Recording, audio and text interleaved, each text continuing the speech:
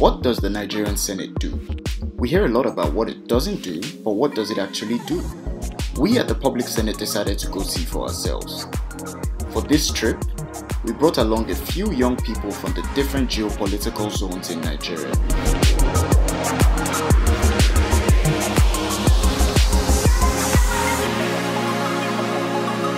After a brief wait through security clearance, we got a first chance to sit in on a live plenary session. No cameras were allowed, but we witnessed firsthand what we have only been seeing on TV. Quite a lot of work was being done, with 10 bills passed that very day. It was time for our masterclasses. Olu, the head of new media for the Office of the Senate President, gave a brief talk on what we could expect and introduced our facilitators. My name is Kingsley Amako. I am the Senior Special Assistant on Legislative Matters and Strategy. In the past, the National Assembly had always waited for the executive to give it the version of the PIB to pass. After the Federal Executive Council has agreed on a version, it is 2 years down the line. But what these guys have done now, the current 8th National Assembly, within the 2 years of their assembly, they have, both the House and the Senate have passed a version of the PIB. This session has been able to pass not just a competition bill, but we have passed about 13 economic reform bills that are quite technical. What if there's a stalemate? House of Reps is saying this, the Senate is saying this. How do you solve that kind of? When both have passed divergent versions, they send a select number, not more than 8, and they will converge and meet and then find a way to harmonize where they have divergence and then report to their both houses. And then the both houses will now pass the final version. That's how they settle conflicts. I'm the Special Assistant on Gender and Social Development. How many of you have read pieces of legislation, like a full document that is going through the pipelines in the Senate or in the House of Reps? It's very difficult. We're working on refugee and migrant crisis at the moment. We've also worked recently on drug abuse. It's very important to make sure that the public has their say as to what it is that should be done in terms of legislation. How do you take critical bills that may not have been generated from your office but still have that much impact and then push them to a logical conclusion? Whenever we identify something like that, the Senate President actually throws his weight behind it. What has changed since this 8th Senate is when they actually talk about an issue, they go 360 on that issue. They make sure that all the bases have actually been covered. We want to make sure that we carry the government closer to the people, and that's where our focus is really on right now. You spoke about the drug abuse bill, and I'd like to know what the resolution has been. We've drawn up some of the different areas of intervention. We're going to be treating the mental health bill. The NDLEA Act is also going to be amended. Hopefully by March you should have seen like a round-off on that.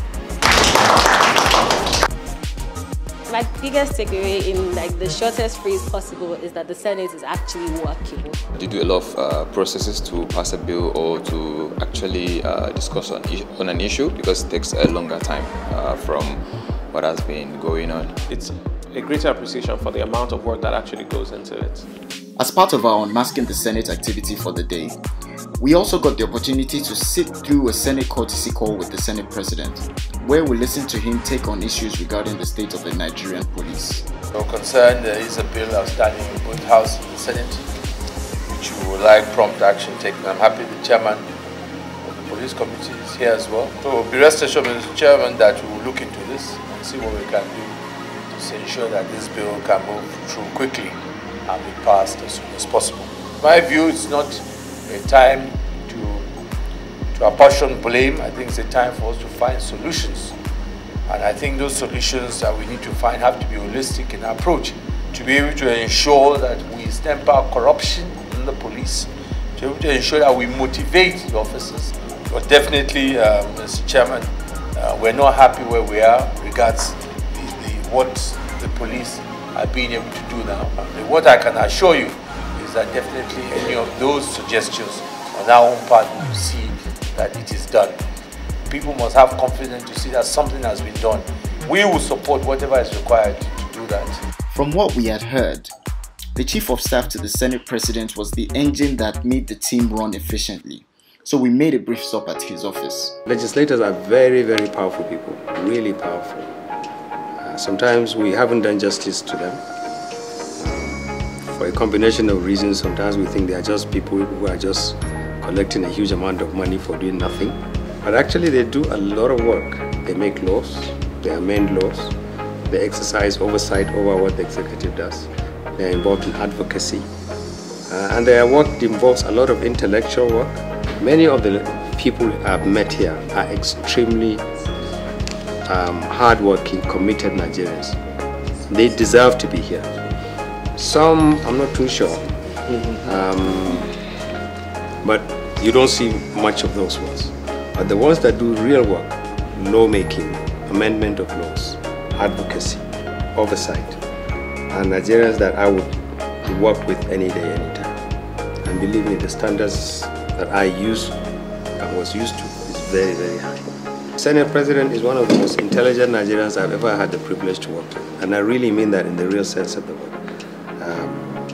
He's very hardworking, he's very committed, he has a very clear understanding of what the National Assembly should be. This turned out quite an insightful session with the professor.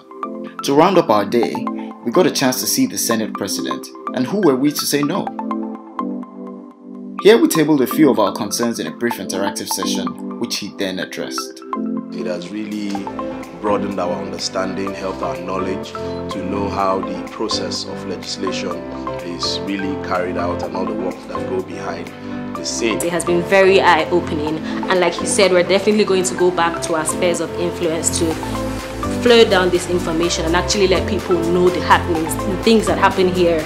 It has been great, and it makes me have hope in Nigeria. It makes me feel like there's a future, and I'm excited to be part of it. Coming from outside, many people don't really know what's going on, and it's really interesting to see that people are really passionate about this. So I'm really grateful.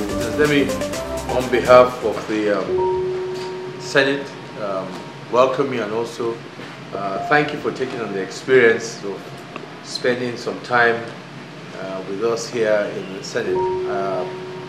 I think that it's something that goes beyond just the experience of 7 of you or us. I think it goes beyond that. I think one of the major concerns has always been the lack of better understanding of what happens here. Over years, as a country, as a population, we know what we expect of the executive, and we know what we expect of judges. But generally, still, you still have an overhang of military background. So sometimes the perception is those people in that place, either they're just nuisance or they're just disturbing us, they have nothing to add. But the interesting part is that if you want our democracy to be strong, this institution here, perhaps this House of Rep, must be strong. And I'm not saying that Amelawa must be strong or Bukola Saraki must be strong. But no, we will come and go, but the institution must be strong. What I would like you to take away is that you must engage with Parliament. There are things you see happening every day in your life that you're not happy with. The avenue, that partnership, it's not going to be with the judiciary. It's not, you can't even go to the Aso Rock, so forget even sitting down there before you get there. This is the only place where you can engage and walk in and see your member of Parliament. Don't get me wrong, I'm sure along the way you might find members of Parliament that you think you don't like. But then again, there's a constitutional way by which that is taken. They go to election. If you don't like them, vote them out. As I say, the strength of any government democracy is not about individuals. We must not think about individuals. We must think about institutions. That is the difference between us and developed countries. And individuals cannot move the country because individuals will come and go. And I feel like the public Senate is a very necessary cause. Many people don't really know about what's going on in the Senate or in the National Assembly, and this is a very, very necessary thing. We need to educate ourselves and know a lot about how laws are being made, how bills are being passed into law. And I first came across the Public Senate on Twitter and Instagram. It was bridging a communication and knowledge gap and explaining, you know, the things that went on in the Senate. So yes, following the Public Senate has been a great decision, and I have learned I'm a much more knowledgeable person because of this. Okay, I heard about Public Senate on Twitter, came across the Public Senate handle, and from there I started following them. And I think they've done very well, like, you know, by educating the people, by trying to make us understand how our affairs are being run. You know, we all know about the executive and the judiciary aspect more than the legislators who always talk about it. So I think what they did is very good, like educating people, you know. This is something that we need in the society.